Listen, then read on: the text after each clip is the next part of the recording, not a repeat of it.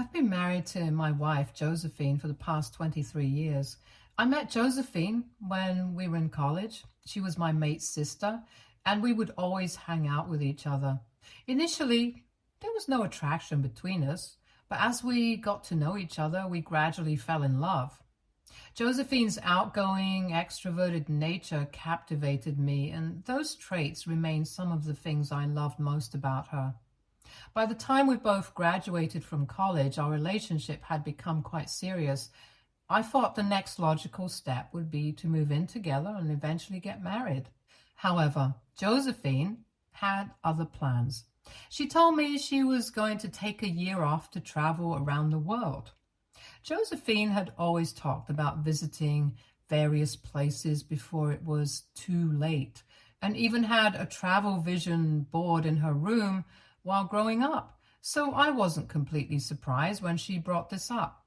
Since I had already secured a very good job and didn't want to give it up to travel, we discussed the situation, and Josephine understood she would have to travel alone if that was what she wanted. So while I leased and moved into a small but affordable apartment to live on my own, Josephine prepared to travel to various countries.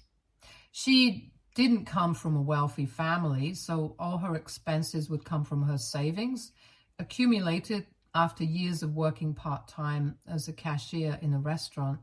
Despite having a student loan just like me, she prioritized her dream to travel above all else and knew that she would have to make do with the money she had saved. On the day she was leaving, it was bittersweet seeing her off at the airport. Josephine promised to text me when she landed at her first destination. Initially, things between us seemed smooth. Josephine would text me every day about the various places she was visiting, the food she was eating. From her pictures, she looked excited and content, and I was genuinely happy that my girlfriend was living out her dream. In turn, I would tell her about my day at the office and the work I accomplished. I know it might sound boring to some, but I preferred my 9-to-5 job at that time and thought I could never trade it for anything. Josephine would listen to my stories and constantly tell me how I was missing out on life by being stuck within my office walls while she sat at a beautiful cafe or a tropical beach. She would talk about how society was boring and that people needed to just travel more and relax. However, as days passed, her enthusiasm started to wane. She began facing problems while traveling. Her wallet was stolen in a hostel. Her noisy roommates disrupted her sleep, and she grew weary of traveling by bus in the intense heat of Asian countries, which she found difficult to cope with.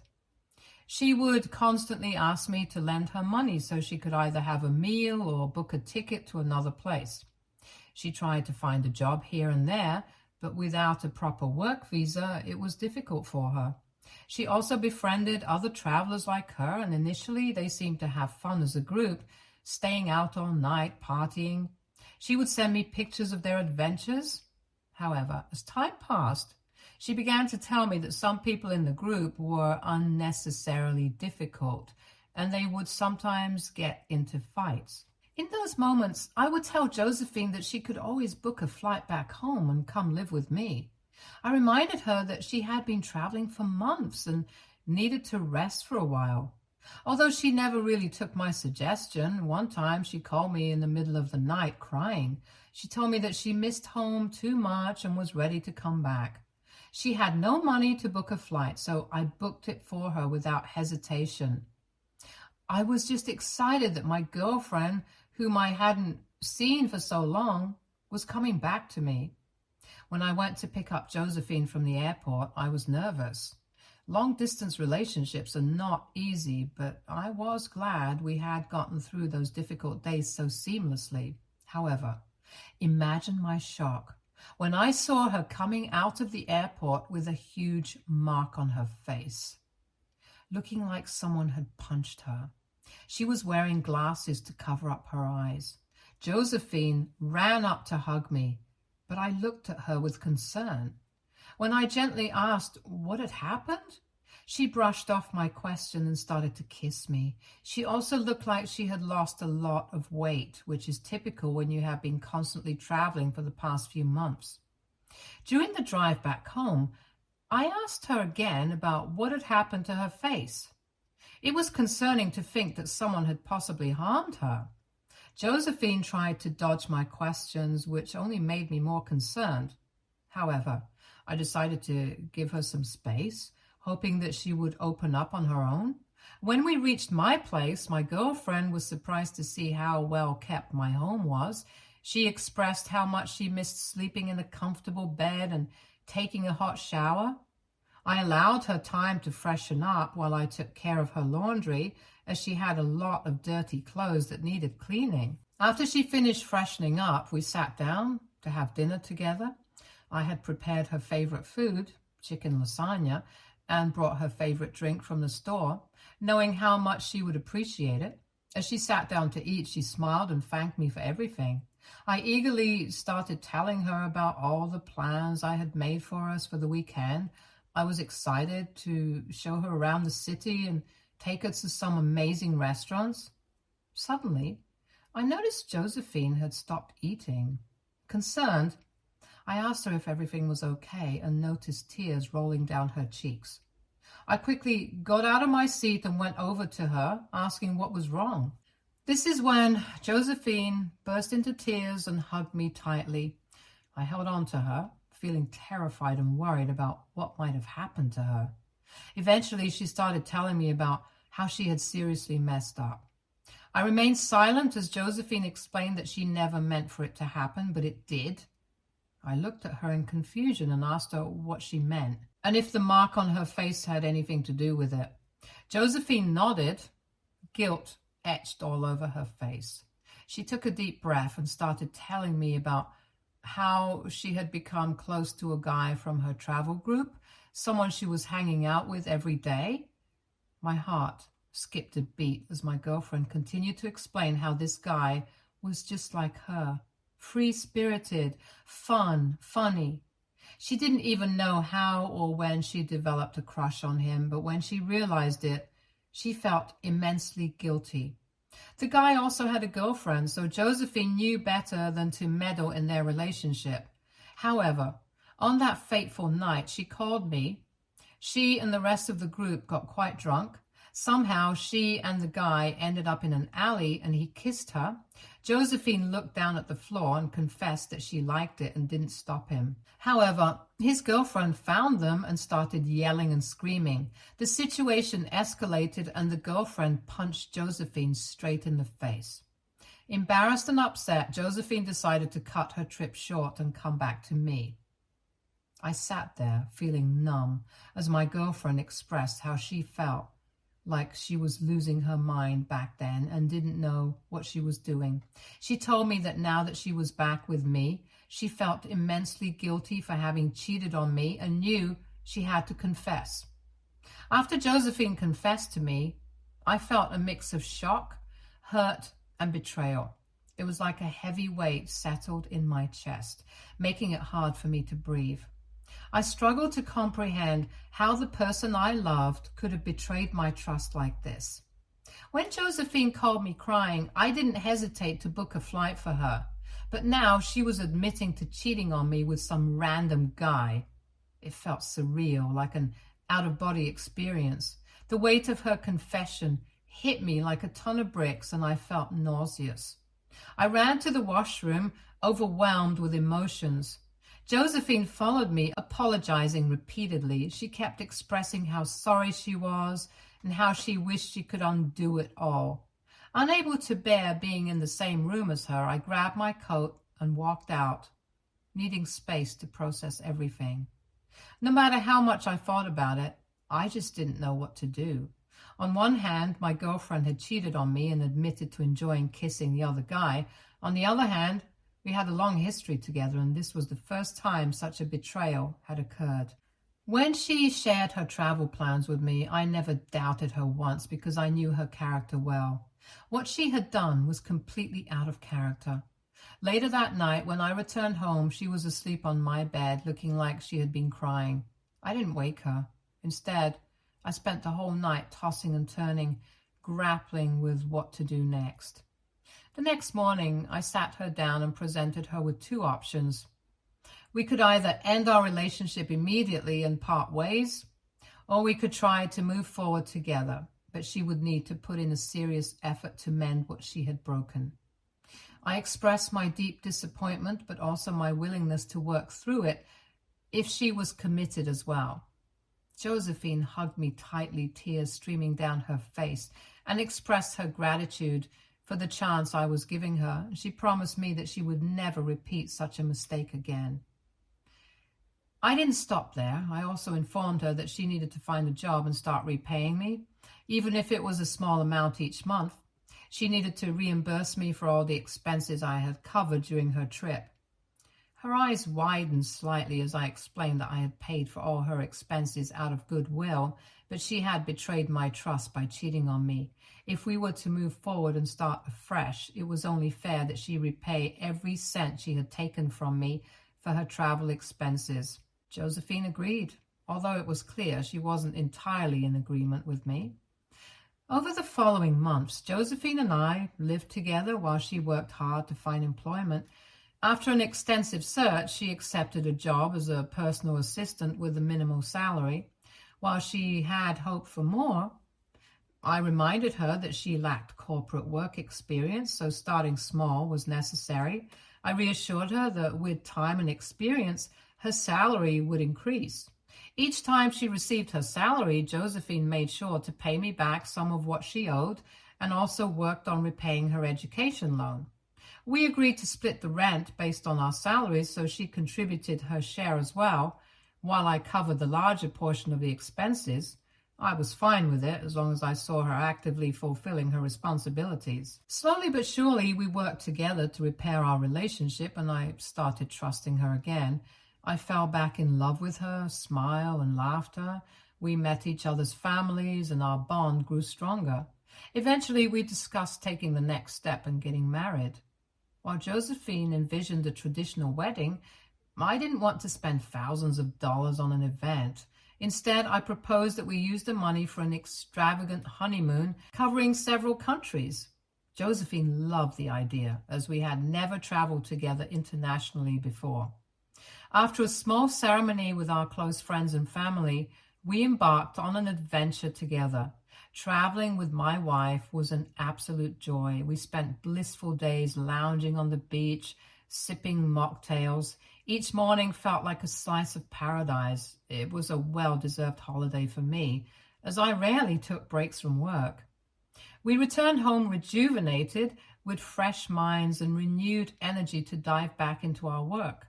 After our trip, I had an epiphany about the importance of finally pursuing my long-standing dream of starting my own business.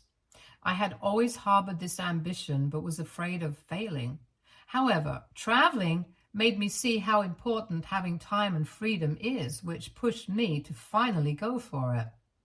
I discussed this with my wife, and we both agreed that it was the right time for me to take a risk, leave my job, and dive into entrepreneurship. While she was a bit concerned about the initial loss of my regular salary, I assured her that once I had set up my company, it would eventually lead to greater financial rewards and the flexibility to travel more together.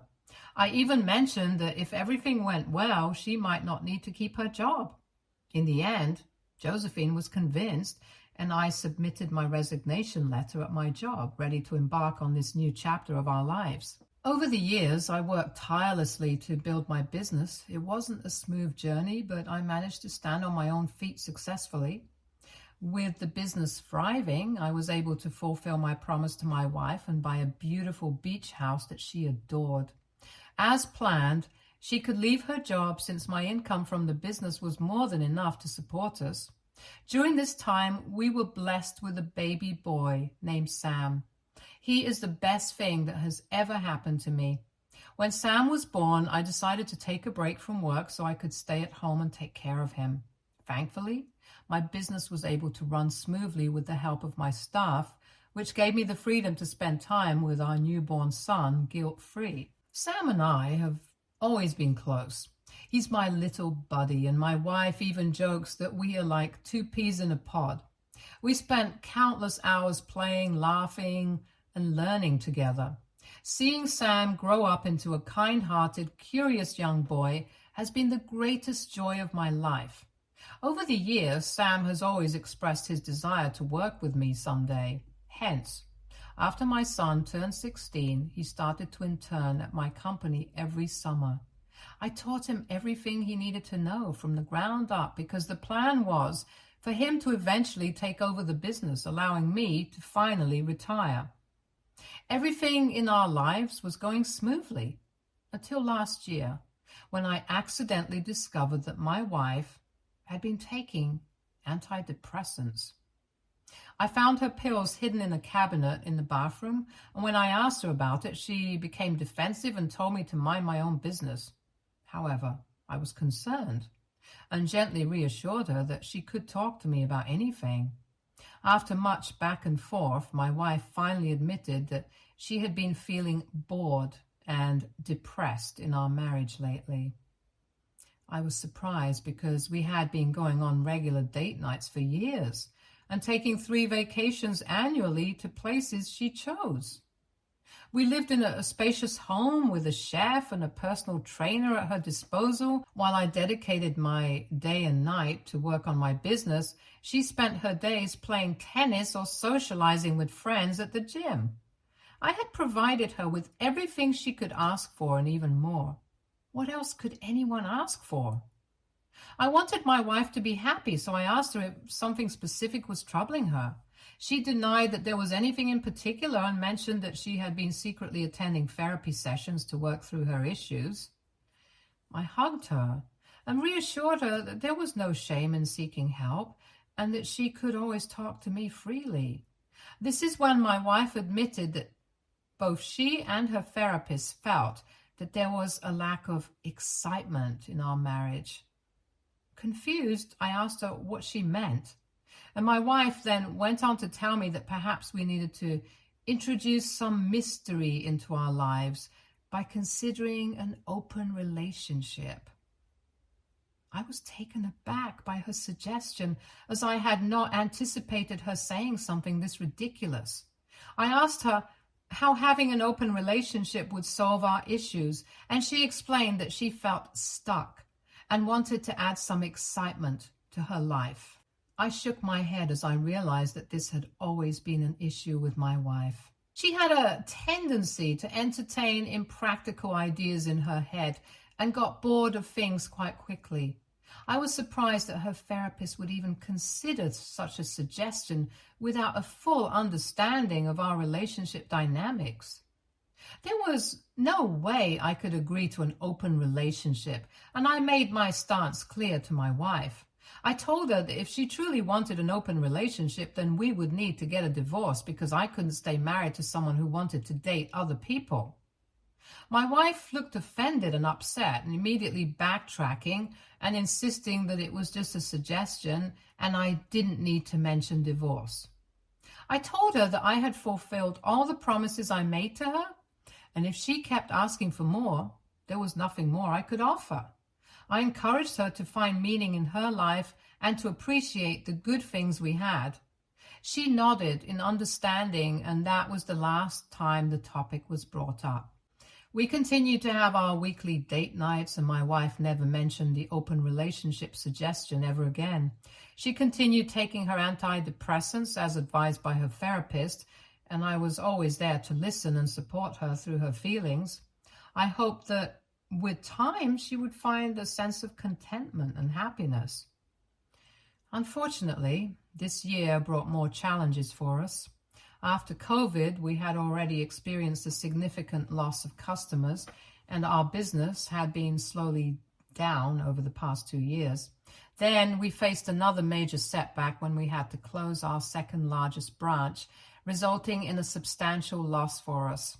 I've always been transparent with my family about my business, so when I informed my wife and son about the branch closure, they were understandably upset. While my son asked me about our plan moving forward, my wife became anxious about future financial losses I tried to assure her that facing setbacks was a normal part of running a business, and we had more than enough money saved up to cover our losses. She argued back that we needed to cut our losses and sell the business.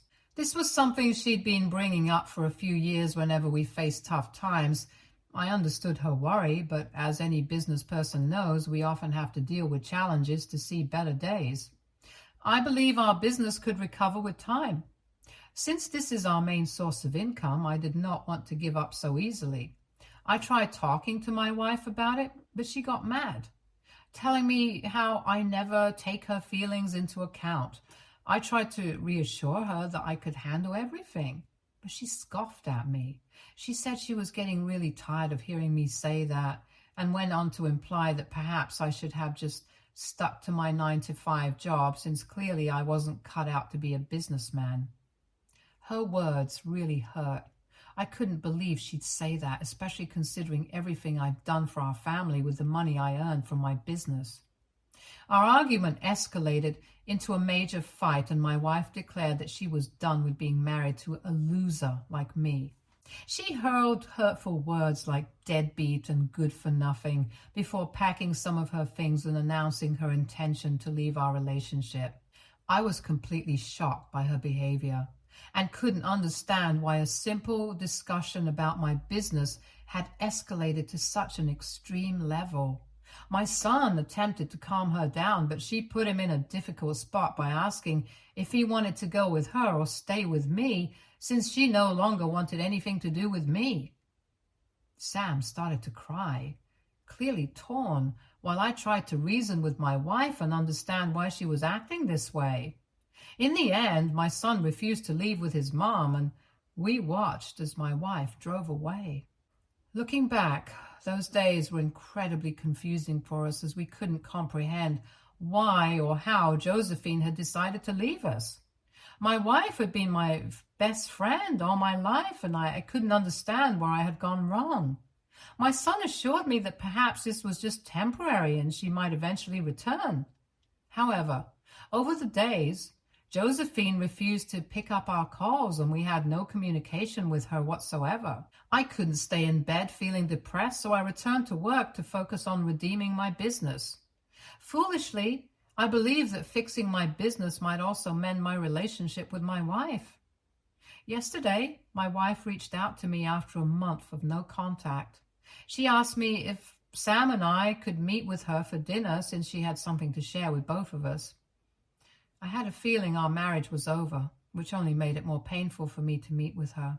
Nevertheless, I agreed to meet with her that evening. Long story short, over dinner she explained to us how unhappy she had been in the marriage with me, and that the past month away from us had solidified her decision to seek a divorce. Sam seemed taken aback, but I had a feeling this was coming, so I stayed quiet, trying to process it all. My wife continued, saying that she was moving out and taking her things.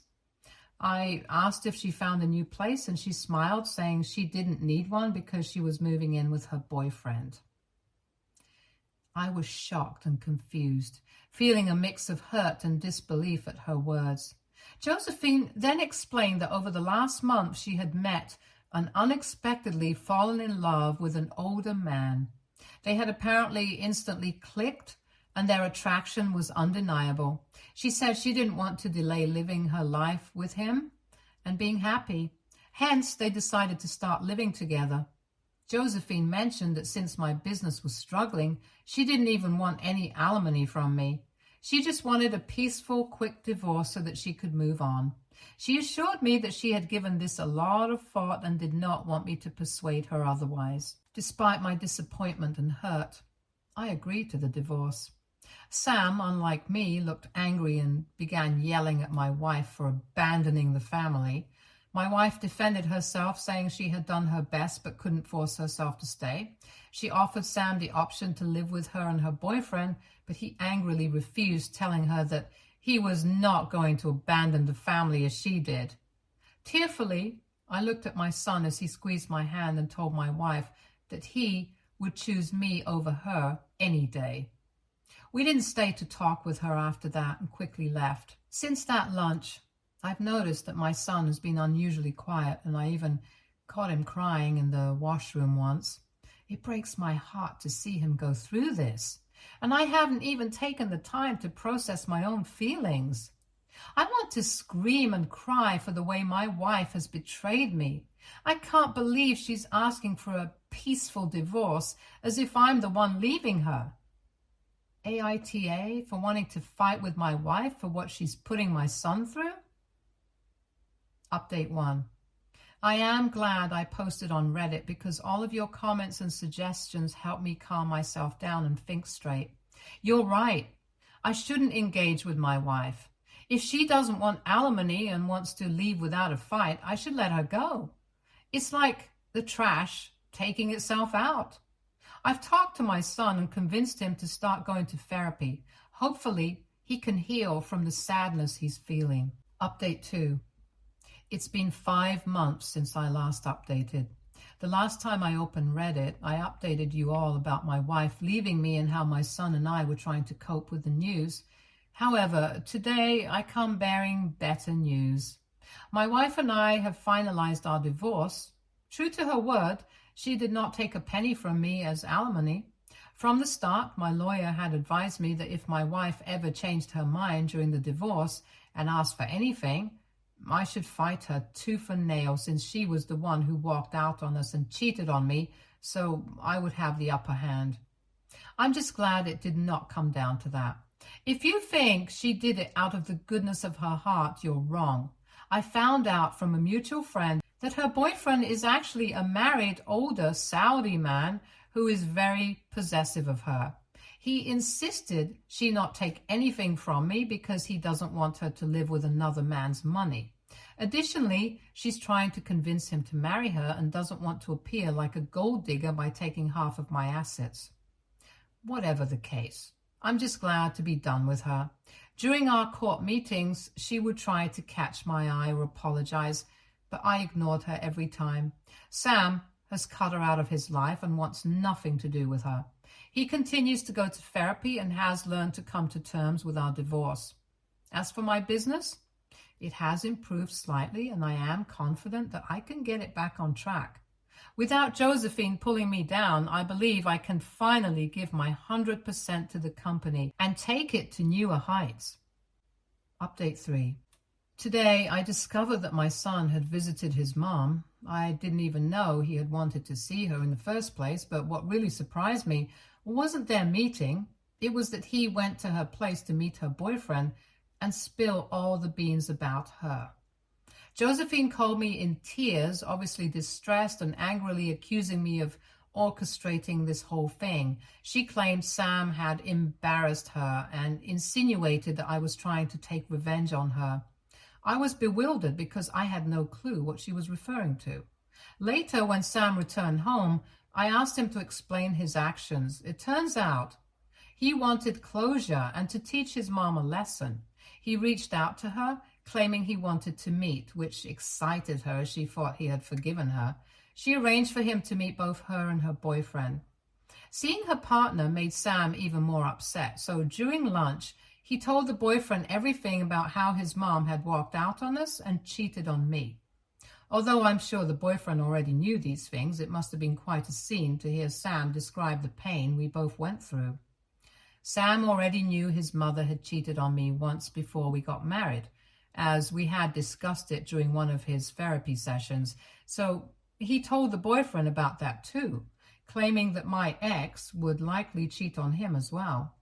I can imagine how much Josephine must be upset, especially considering she's likely aiming to secure her future with this wealthy man. When I asked my son if he felt any relief after confronting his mother, he nodded and mentioned that he had always wanted to share these things with her, but never had the opportunity before, as he could not express himself properly.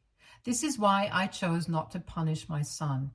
Instead, I messaged Josephine assuring her that while I would ensure my son didn't contact her again, I felt like he had not done anything wrong. I made it clear that I didn't know he would do this, but that I was proud he spoke his truth in front of her and let out his frustration. If her partner's perception of her changed after learning the truth, It only highlighted how poorly she treated us in the past. She hasn't replied back to me yet, but I believe she doesn't have much ground to stand on either. For now, I'm going to focus on making sure that Sam is okay. Stay tuned for more stories from Argo Relationships.